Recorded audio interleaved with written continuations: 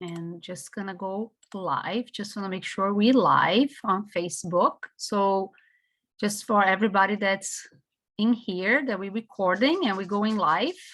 So just keep, private information. We always tell people that we're going live and we're recording. Okay, we are live on Facebook. So today, just make sure I'm recording.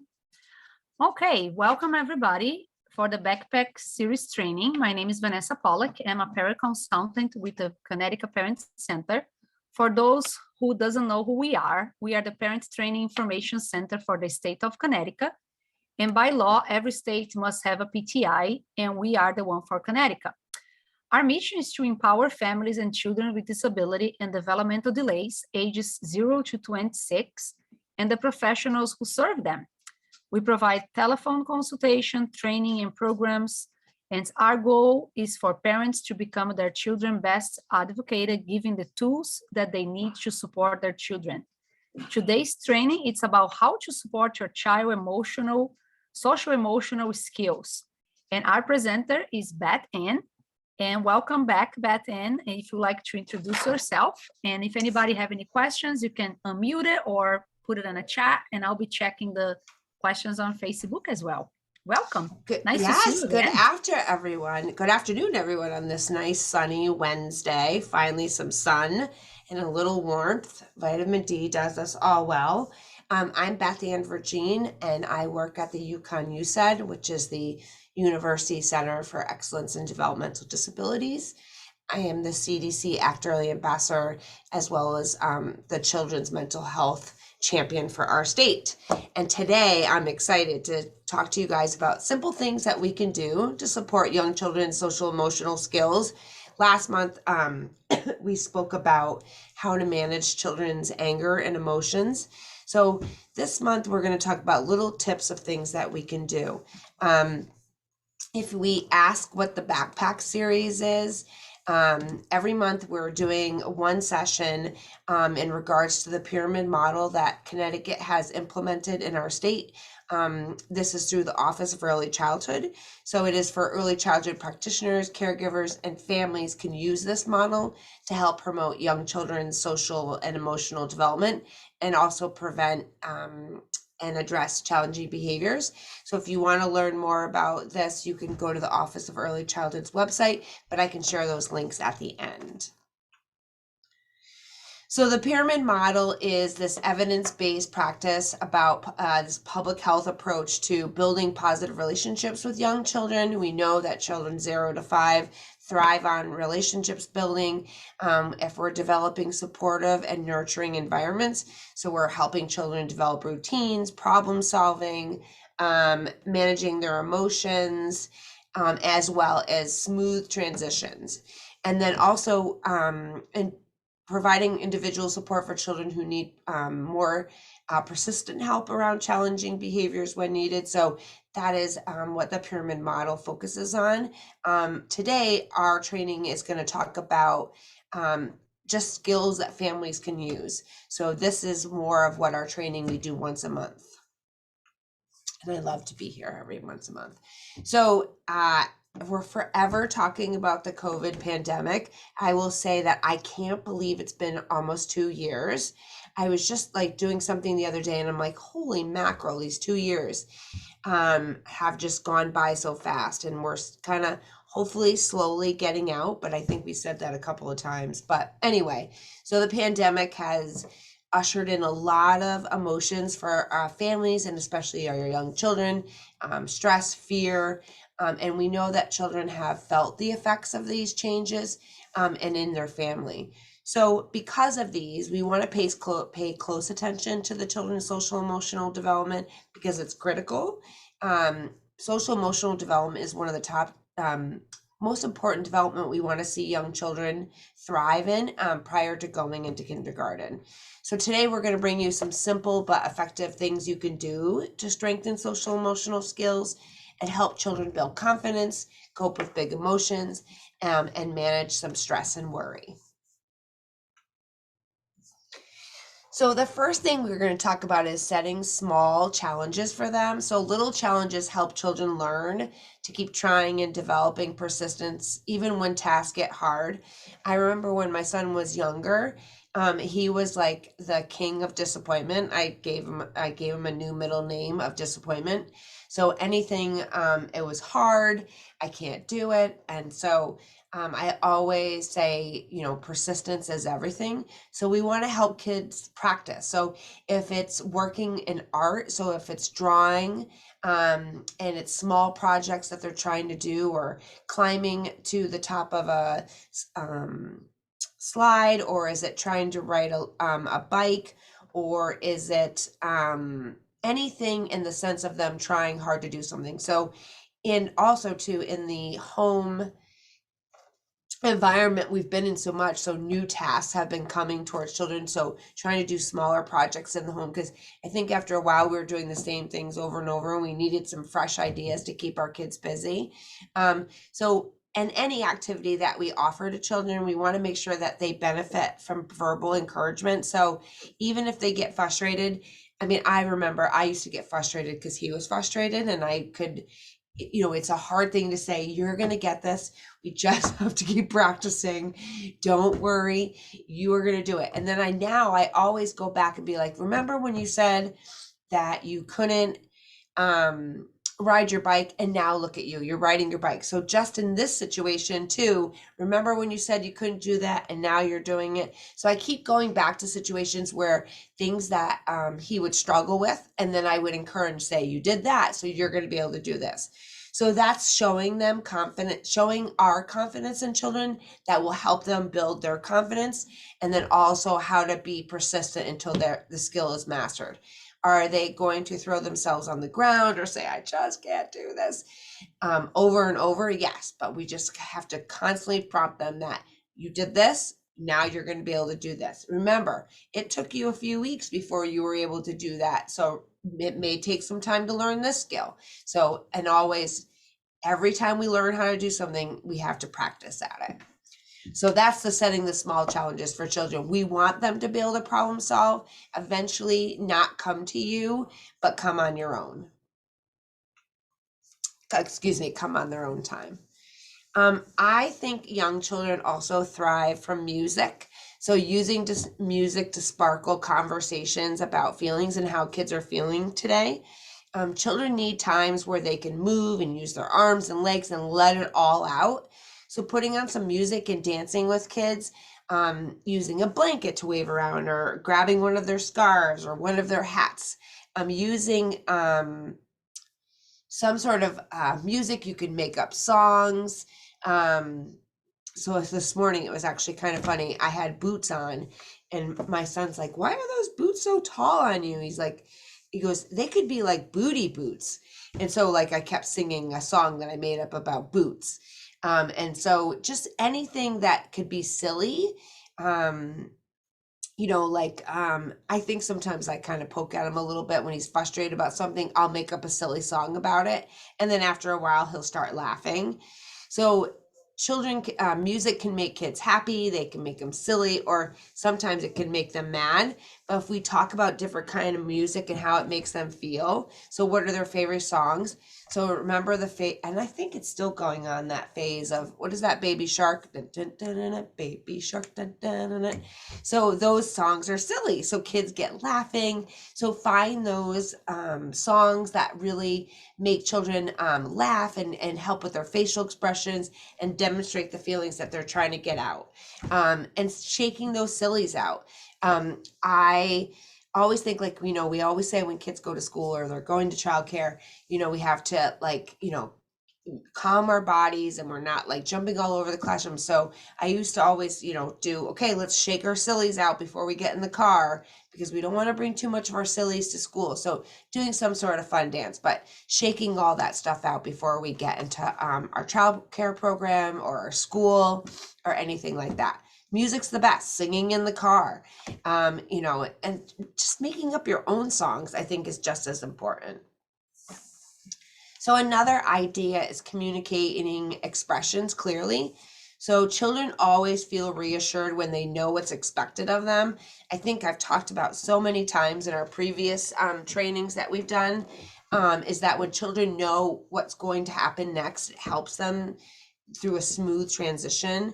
So we always want to identify 2 simple rules or expectations that might be able to communicate to ease any anxiety.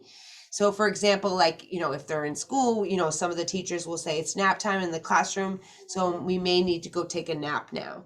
Or just like at home, it's time to go to bed. So up first, we're going to go wash our hands and brush our teeth, and this is what we're going to do. So we're communicating those expectations so children clearly know what's going to happen. If you say 5 minutes, they may not know what 5 minutes is, but they know it's some sort of warning. I think I've talked about this many times, but I think it's important. After children hear these expectations, and it keeps part of what they hear in their head and complete their sentence. So I can remember now that before I go to bed, I have to wash my hands and brush my teeth. Will I need constant reminders? Absolutely. But it is communicating expectations is just a great strategy for them to adapt to what we want of our expectations. It's over and over and over, but they will get it. Again, practice makes perfect, and even includes expectations. Can I just say something, Beth? Yeah. About the expectation, the timing, like they really don't know about the timing. Like, what can families use to get them? Like, I remember using like the timer, the ones that you buy in a grocery store, like you cooking, and Yeah. kind of, we're gonna set it up for 5 minutes. When the beeps, it's over with. Or the little one that has a little sand inside that you flip it over. I don't know how long that one takes. They have all different sizes. But I think is a good strategy because they really don't know the timing frame, Right. right? So, but it's not 5 minutes yet. Yeah. Even though 5 minutes pass in their heads, they're trying to buy us more time. You're But right, Vanessa, because anything that's visual helps them. So even if the timer clocks down from 5 minutes, it's still like some sort of visual reminder that, oh, I gotta hurry up because I only have like 10 seconds left, or the sand is almost to the end. But it's a good way for them to learn when a transition is going to happen. And children are more successful when they know what's going to happen next. And I know I say this every month when we talk, but I swear by it. Thank you. So another important, so I think that when children are learning, as we are going to celebrate love and kindness this month, it's also, it's Valentine's Day. It's also, there's Kindness Day, our Kindness Week coming up. And so I think that we model for children what we're thankful for. So, at dinner time, you could talk about your day. I say, oh, how was your day today? Tell me what you did.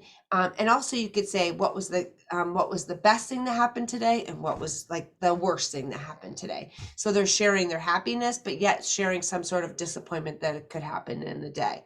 Sometimes it could be, well, I didn't get picked at circle time, or someone didn't talk to me today, but still they're sharing something that frustrated them. So we want them, I do peak and pit. So what was the peak of the day? What was the greatest thing that happened today? And then what was the thing that frustrated you? And so I use it in language like, oh, there was so much traffic driving home. That was the worst part of my day. Or I wanted to have tacos for dinner, but we didn't have taco shells. So now I had to make this. So things that they can understand, but that peak is, always something around family. So whether it's dinner or snack time, it's we encourage kids to do it at school. It gives a good opportunity to share about what kind of kindness that they want to share.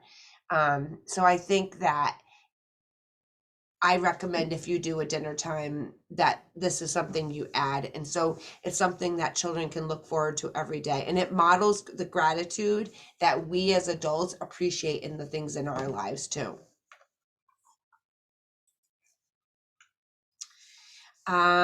Puppets. So you don't have to have puppets at home. You can take socks. You can take stuffed animals, but puppets are fun and effective ways to teach social emotional skills, and then also some conflict resolution, so some problem solving. You can collect like a bunch of store-bought or stuffed animals, or you can make sock puppets, and give them names. Like I did this with my son, the Homer the Helper, and Franny the Fixer. So Homer the Helper would help me pick up the towels off the bathroom floor that somebody would leave in there all the time. And I'd be talking to Homer and saying, I don't understand why nobody ever picks the towels up off the bathroom floor. So showing them what should be done. So do we pick up our towels off the floor? Yes. So we're trying to use the puppets as way to resolve problems, and model good words too. So what would Homer the Helper do if he found the towels on the floor? Or what would Homer Helper do if, you know, things were left in the living room? So any ideal problem solving around the house is a good opportunity. So when children visually see something again, just like we talked about the timer, they visually see something and it shows them how to act. It's going to help them learn those strategies. And more kids understand those, it's going to be less stressful and less behaviors, because again, they'll adopt when they see things, they adopt to those kind sharing and helping behaviors. Also, too, young children are all about helpers. They love to be helpers. So give that opportunity, but we'll talk about that in a few minutes. When you're reading books with kids, also gives you an opportunity to talk about social emotional development and skills that they are going to be acquiring. So if you read a book, after the book, say you're reading a book about Tucker the Turtle, and Tucker the Turtle is about Tucker gets so frustrated and upset that he crawls in his shell when he gets upset and does deep breathing skills. So you could say, well, why was Tucker angry? And so, oh, well, someone took a toy from him, or do you think it was good or not good feeling? Well, it was good that Tucker got, walked away and was not so, he was less frustrated because he kind of stepped away from the situation. But asking questions about the book. So if you're doing a really good book about feelings, asking about those characters and what did you think why he was angry, and sometimes that opens more emotions for kids, and they'll tell you their own stories. Like today today at school, so and so took all the Play-Doh from me and didn't share with me. So you're going to hear about things that may have frustrated them through the day. And that gives you an opportunity to say, well, how did that make you feel? Well, that made me feel mad. So what could you have done instead of being mad about the Play-Doh? Well, I could have talked to my friend about, can you at least give me half the Play-Doh and we can share it? So giving them ways to problem solve. So after reading those books, a great opportunity to talk about social emotional development with those questions. And I think, why is my slide going? Okay, there we go. I think last month we kind of talked about too, but we didn't really elaborate about giving children a break. Kids don't need to always be busy. They really, really don't. And so, there we go. So in fact, all children need time to just decompress. We don't have to have them doing nonstop stuff. And kids could be bored. They could tell you that they're bored. My famous thing is I name off like 5 things that they could be doing. I'm bored, you could be building Legos, you can go color, you can go draw, like you can go read a book, those famous comments on board. So, and it's okay because sometimes kids need a time just to kind of decompress and take that time to relax. So most childcare programs, they do a great job of building in those calming breaks for kids. But at home, we need to maybe plan some special quiet times. So maybe in the room, you can take some pillows or blankets and books and just kind of put them in an area of the room and just maybe sit with them and cuddle and have read a book. Or they can read a book themselves, or they can get out some toy in their room and just have a little bit quiet time by themselves. We all need that decompressing. As adults, we need decompressing too.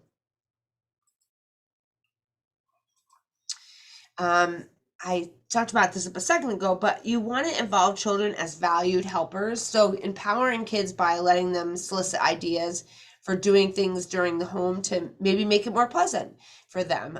Getting involved in, like, say you're having a birthday party for grandpa, or your people are coming for dinner. Let them help you plan those events. And when it's time to, like, put the event together, like, are you going to be cooking, so they can help you set the plates out, or hang up, say, why don't you make grandpa a sign that says happy birthday? So even if it's just small contributions, make them feel like they're involved, and praise them for the things that they create. And it also will make them feel more secure and confident in being a valued helper. So even if it's the smallest little thing, just really encourage them to be a part of what you're doing. I know sometimes when we're all trying to, as a mother or parents, we are trying to, like, cook or get things together, and they're like, I want to help. So trying to find something that is, like an example, if you're having a party for somebody, well, why don't you make a nice birthday sign? That would be great, and it would help us, spruce up the kitchen and make it look livelier for grandpa when he comes over. So just making them feel valued and a good helper.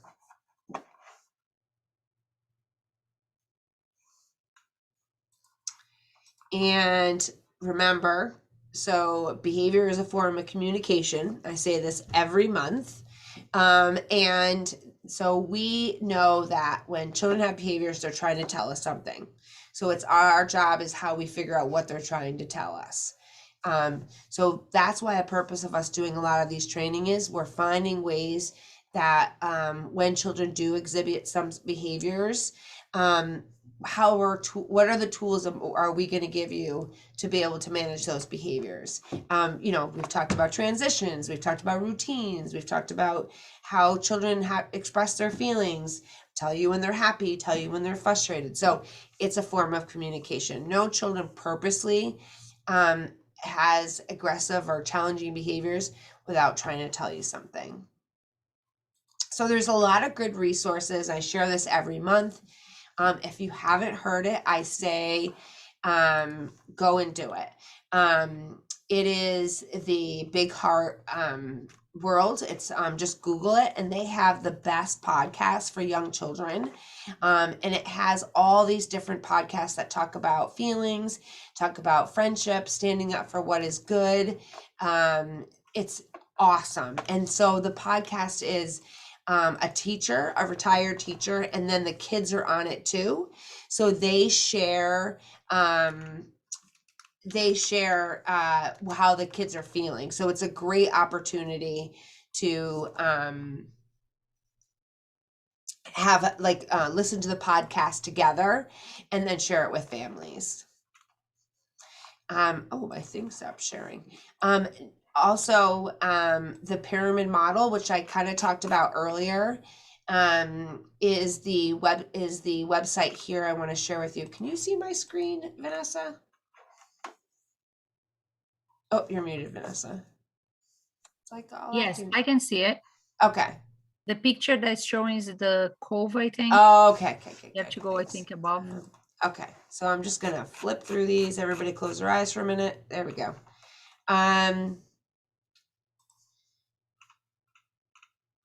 So the National Pyramid, where a lot of the materials that we talk about in our backpack series comes from the National Center for Pyramid Model Innovations, is a great website. And there's a lot of great materials under the family engagement piece, which has the backpack series, which is a lot of our training is connected from. And it talks about addressing behavior. So how to help your child from biting, how do you help your child from hitting and pushing? It comes in multiple languages. Also, meltdown. So when are there teachable moments? When are there opportunities to teach your children about social emotional development? How do you help your child recognize when they're angry? So these are fantastic resources that you can use in your home. Routines, which we talk about all the time, how to teach your children social skills, So this is a lot of what our training has been about every month, is some of the ideas that we pull from our backpack series, because it's really a great program for everybody to use. I also will share, give me 1 second, I just want to give you an example of, hold on, let me just get to my Zoom again and share my screen. So this is the Big Heart, Little Kids Big Hearts podcast. So the latest episode is how to stand up. So they talk about how to stand up for kids in your community, what makes you special, what can you do with feelings, what makes a good friend, what is empathy.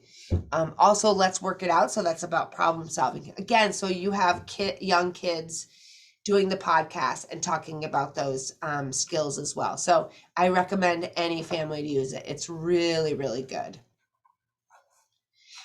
And finally, we always like to take questions. If anyone has questions in regard to anything that we talked about today, I'm happy to answer them. Mute yourselves, Megan or Tanisha. I don't see any questions at Facebook at this time. Hi, how are you? This is Tanisha. Hi, how are you? Hi.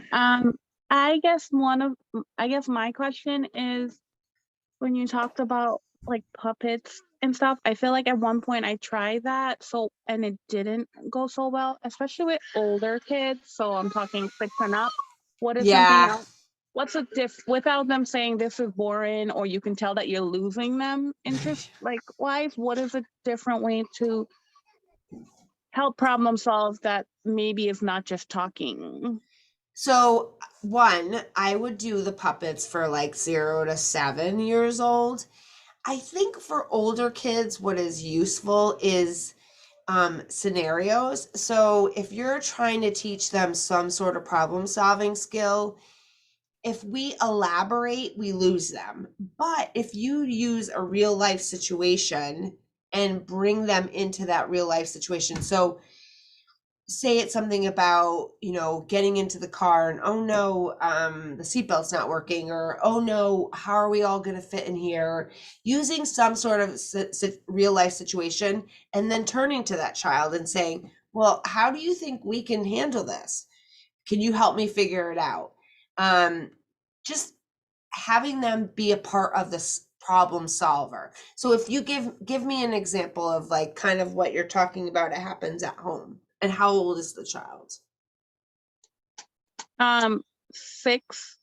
Oh, okay. And well, he's gonna be 7 tomorrow, but 7 and 11, I feel like they have a lot of the back and forth, and every time I try to just like, how do you think he feel, how do you think she feel, or what do you think could happen differently next time, or tell me a way that you think it could have gone differently. I get a lot of I love the language you're using. That's going to work with your 6 and 7 year old. It's not going to work with your 11-year-old because they're smarter than you. Did you know that? They are. Born yesterday. Yeah, so they're the same strategies you use for your younger ones.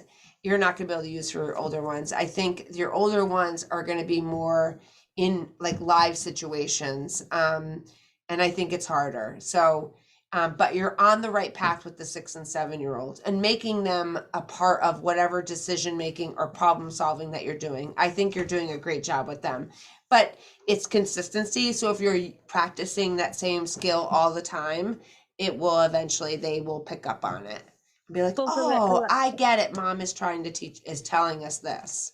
So for the 11-year-old, like, what would you say instead of, if I'm trying to talk to her, it's usually like, she thinks that she says, I don't know that we're just going to drop the is what I'm saying. But I'm really, truly trying, like you said, I want to not just move past it. I want to help so that next time, problem solving wise.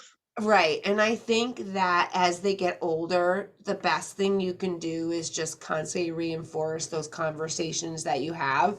So just going back and saying, do you remember when we had this conversation? It's harder as they get older because they have their own mindset and their own opinions on how things should go. And again, they're smarter than us. So it's just reinforcement of what you have been saying all along. Just using opportunities to say it again and again and again, until it clicks. Yeah. But it's harder because our kids who are over 10, it's like 11 turning into 15. They're growing up so fast, and so it's harder to have those conversations. Yeah. Yeah. I don't know. Yeah, but the maybe 6 and I thought of 7-year-old, you're doing a great job. Just keep doing what you're doing. I thought of maybe like a game. Babe, can you get him? I thought maybe like a game, like, I don't know. Almost like not letting the situation go, but kind of like tabling it for now, maybe. And then, I don't know, finding a way, like when we're playing a game, to kind of incorporate it if possible. Yeah, So- I mean, that's a good idea too. I mean, using the situation, or, you could be like, do you know having the conversation with just her and not the other kids around, and Mhm. just saying something that happened to you personally and say, well, what do you think I should do? How do you think what's going to happen? So Okay. like making her think like, oh, wait, this is what she should do. So I wouldn't do it with the younger kids around because I think maybe she needs that one-on-one with you, because Okay. sometimes she's 11 now. She doesn't want to share all this stuff with her younger siblings. You know what I mean? Mhm. So that one-on-one time I think is important. Okay.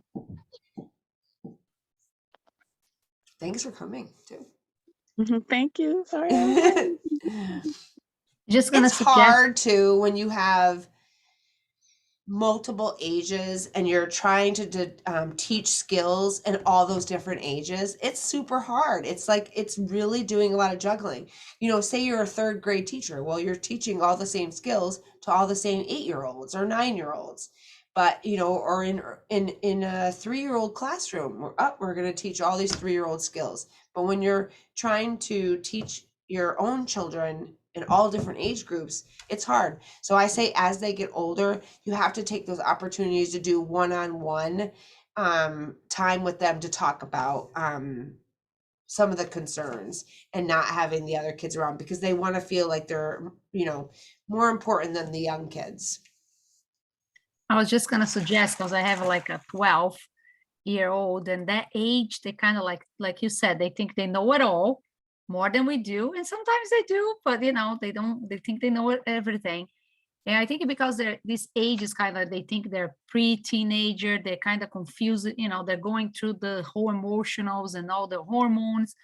And I think a strategy that I use with my own child is like, try to, like you said, Beth, talk to her by herself and try to reverse the situation. If it's a situation that your daughter bring it into you, Tanisha, and she's frustrated, for example, with someone in school, try to like, well, what if she did it, what if it was the other way around? I try to do that a lot, and I think that make them see a different vision of the problem solving, because they're very central. They think about themselves at this age. It's hard for them to see the other side. So I try to always, but what if they did that to you? How would you feel? And try maybe that strategy. And I think open conversation is the best strategy for that age, like Beth suggests, and to talk and ask her how you feel. What do you think you should be doing, or what do you think they should be doing? I think that's a good tool to use, conversation, and and be honest and ask how they feel if they were on the other side. Try to put them on the side that they're not in it, because they will see the different way. It's so hard. Like I just dread my child getting older. It just. I feel like I don't pay attention, but now that you say it, it kind of like dawns on me that she sees someone at school, and so she has like a one-on-one, but then they have a girls group type thing that they have. And the counselor lady, she messaged me and said that she had a social situation, and my daughter Layla, went to her and asked her how to rectify a certain situation so that it didn't happen again. And she did that That's all on great. her own. And me talking to her, like you said, she came to me, but me talking to her, aside from everybody else in the room, I saw a difference as opposed to something happening in the living room with everybody and me addressing her. I feel like she shut down at that point as opposed to Yeah. when I did it Yeah. with just her. And also too, like if you're supposed to know that she went to the counselor, like, you know, say that you're like, you guys are getting ready for bedtime and just pop in her room and be like, hey, what a great job you did today. Or just, you know, reminding her that she's making great choices. Mhm. And then doing that in that moment. It's hard too when you have younger kids because the levels of where they are developmentally is so different. And Yeah. I feel like girls too, they just need that like, Yeah. One-on-one, like yeah, with you. yeah, They open up more, I feel like, too. They yeah, need a Okay. little moment to kind of ask yeah, questions and, what do you think? That's when because the little ones, they're gonna want to opinionate, especially 6 and 7. They're gonna want to, if they hear, they're gonna want to and say like something. Am I shut her down? right. Oh my God, you got to be kidding me. So I think the Fire fire alarm. alarm is going off, but I'll Mhm. hold on a minute. So I think that I may have to get off in a second. I want to say, Tanisha, really quick, is that Mhm. after the youngers go to bed, take Mhm. 10 minutes every night to just check in. You Okay. know, don't check in at the dinner table because she's not going to share with everybody else around. Take Okay. those few minutes to do check-ins. Okay. How was school today? You know, oh, I really liked your outfit you were wearing today, or, Mhm. blah blah blah blah. So Okay. just find that alone time, Okay. and say, oh, you're doing a great job at school. I saw your homework that you brought home, or et cetera, et cetera. Okay.